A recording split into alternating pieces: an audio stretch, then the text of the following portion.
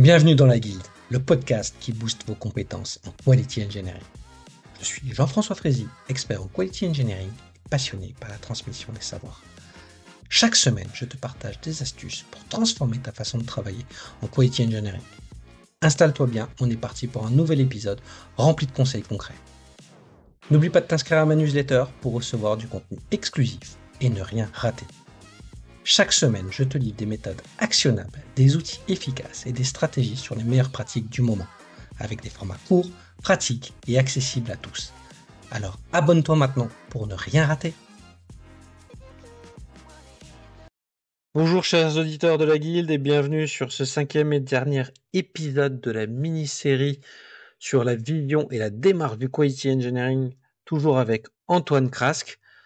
Dans ce dernier épisode, on va un peu faire un récapitulatif et voir comment on peut vendre cette démarche à notre management, à notre N+1 et prendre du temps un peu pour parler de résultats concrets qu'Antoine a mis en place. Comme ça, vous aurez un peu plus de concret et vous pourrez mieux le vendre et en discuter. Donc, merci Antoine encore d'être là avec nous pour ce 5e et dernier épisode. Est-ce que tu peux nous faire un bref topo de cette démarche AAA couplée avec Mamos avant de nous parler de comment le vendre au management? Ouais, pas de problème.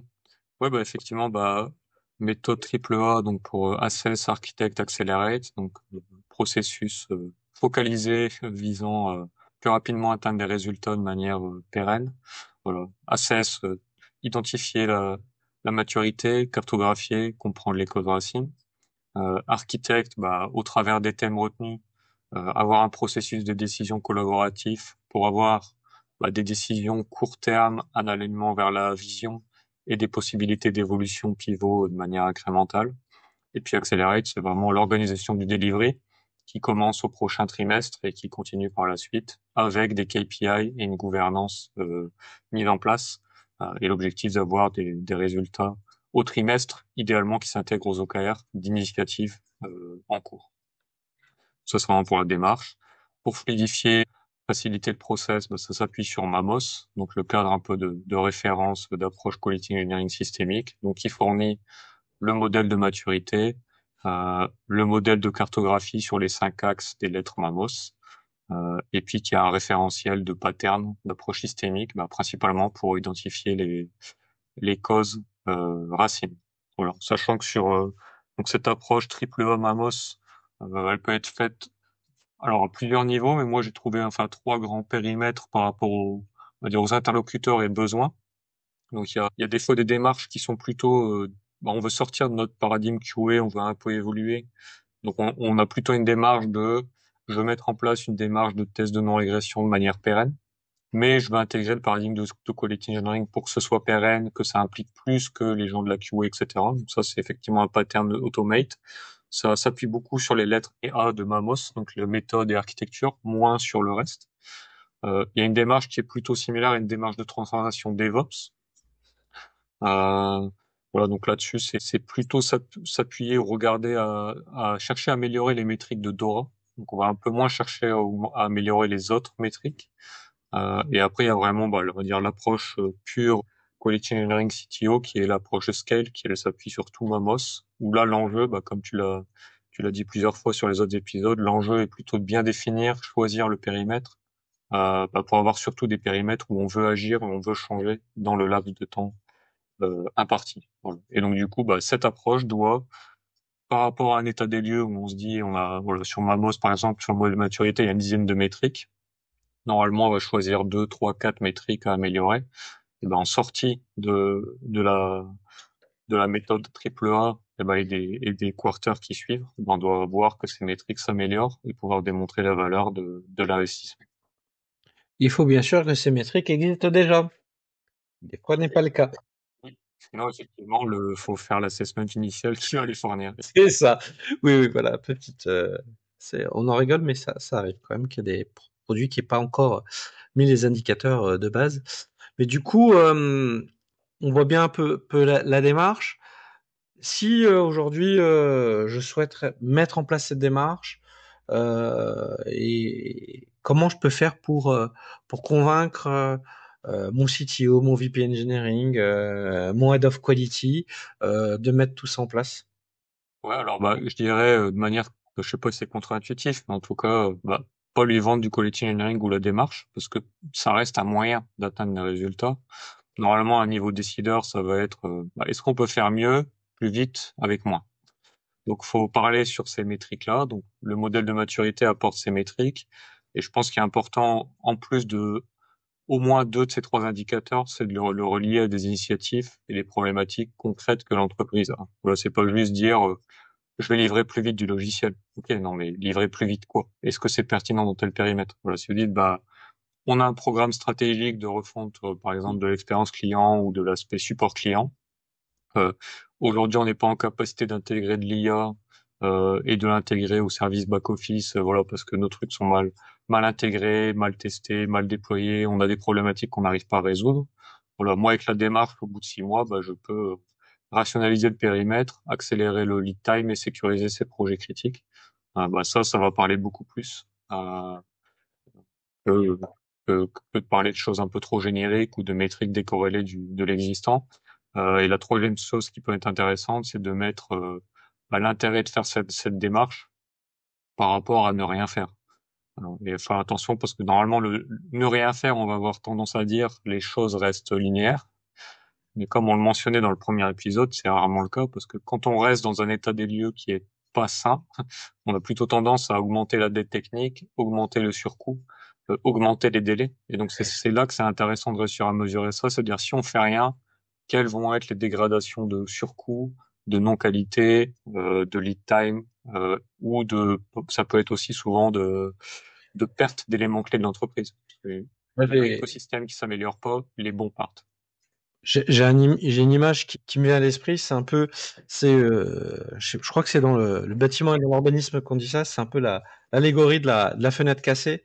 Tu es dans un bâtiment qui est à l'abandon, si tu as une fenêtre qui est cassée et que tu la changes pas, très rapidement, il y a une deuxième fenêtre cassée, une troisième, puis après une porte, puis après des tags, une dégradation.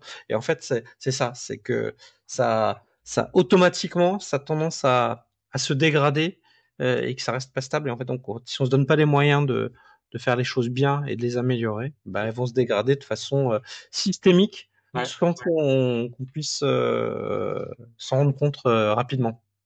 Ouais.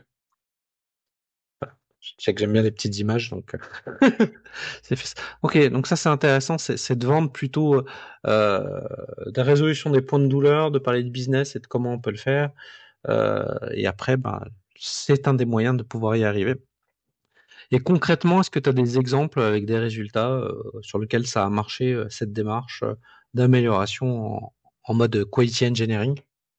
Ouais, bah alors par moi, du coup, je suis biaisé, je l'ai fait, ce qui m'a vachement inspiré à la Redoute. On a passé les 4 niveaux de maturité sur les 7 grands domaines fonctionnels, donc pas les mêmes années, hein, forcément, mais ça s'est étalé sur 5 6 ans.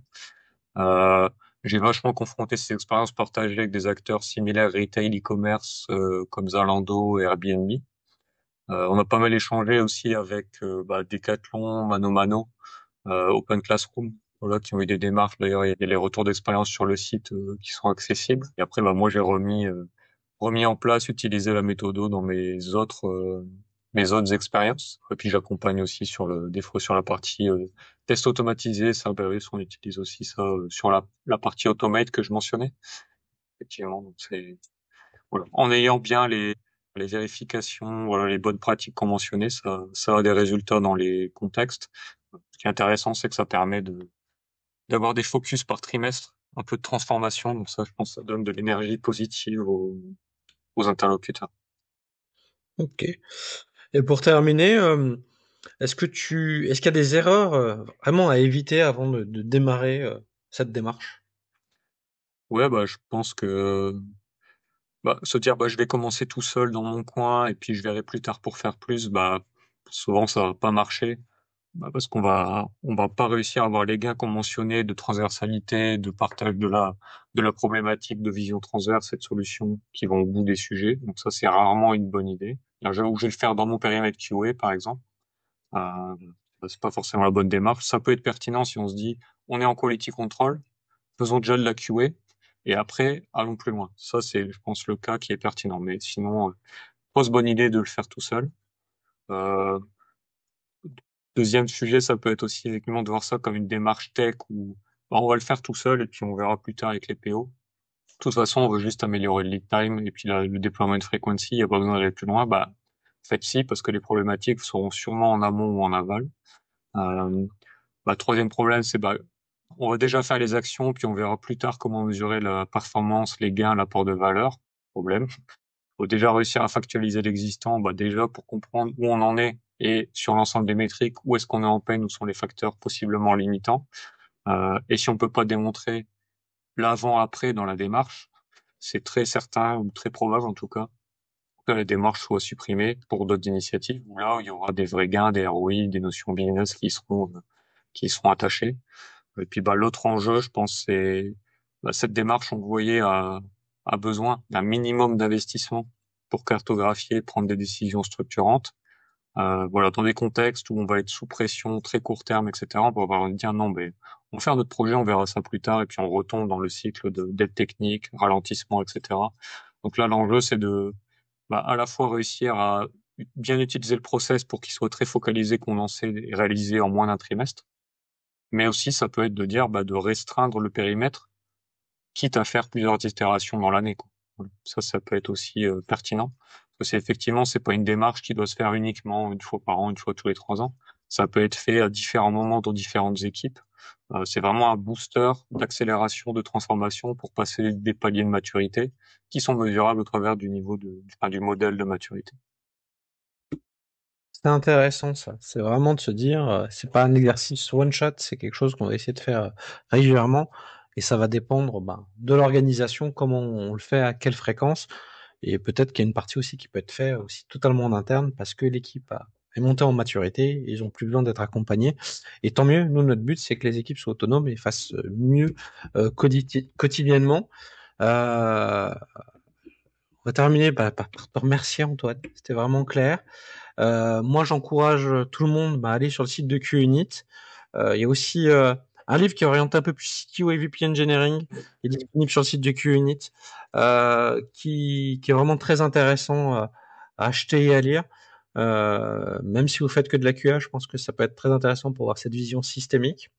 Et si vous avez des questions ou vous souhaitez vous faire accompagner sur du Quality Engineering, n'hésitez pas à contacter Antoine directement sur LinkedIn. Je suis sûr qu'il vous répondra, même si il a beaucoup de responsabilités et qu'il est fort occupé. Merci Antoine. Merci Jean-François également. Bon courage pour la guilde et toute la communauté. Merci pour ça. Et je vous dis à très bientôt et au prochain épisode dans la guilde. Merci d'avoir écouté cet épisode. C'est grâce à toi que la guilde continue de grandir.